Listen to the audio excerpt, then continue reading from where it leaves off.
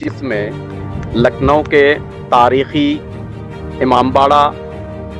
بڑے امام باڑے میں آل انڈیا شیعہ پرسنل لا بورڈ کی جانب سے سالانہ اجلاس برگزار کیا گیا۔ اس پروگرام میں سرزمین ہندوستان سے کشمیر سے کنیا کماری تک کے ودوان اسکالرس، بڑے بڑے دانشمند، علماء، سوشل ایکٹیویسٹ، میڈیا پرسن اور نام نہاد شیعہ قوم کے پرسن تشریف لائے۔ اس پروگرام کا مقصد تھا ہندوستان میں شیعہ مسلمانوں کا مسائل، مشکلات اور پریشانیوں کو سامنے رکھ کر حکومت ہند سے اپنے مسائل کو حل کروانا۔ اس پروگرام میں مکھیہ اتیتھی کے طور پر کوئی خاص نام ذکر نہیں کیا گیا، لیکن سبھی لوگوں کا استقبال کیا گیا۔ پروگرام 12:23 پر شروع ہوا کہ جس کو تلاوت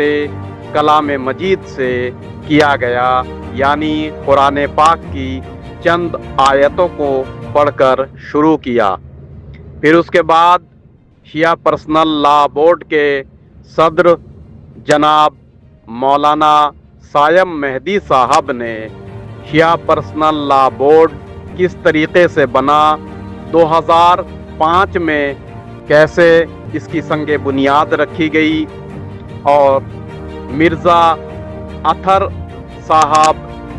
محمد اطہر صاحب خطیب اکبر نے کیسے مشکل دور میں اس کی بنیاد رکھی، اس کے اوپر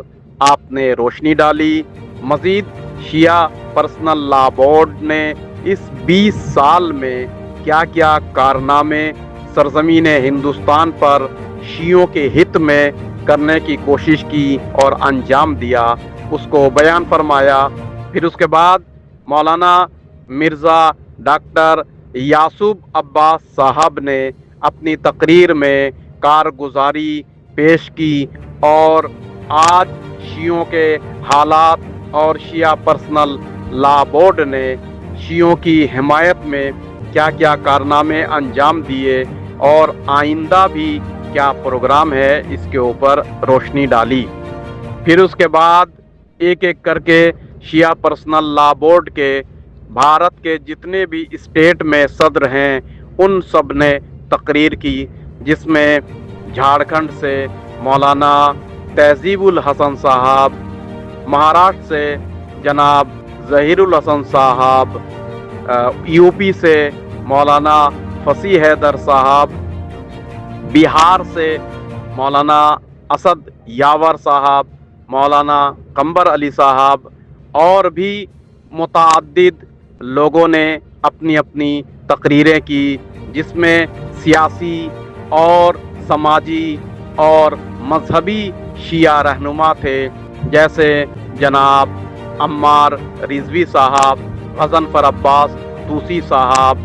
ڈاکٹر زین العابدین نیپال سے تشریف لائے،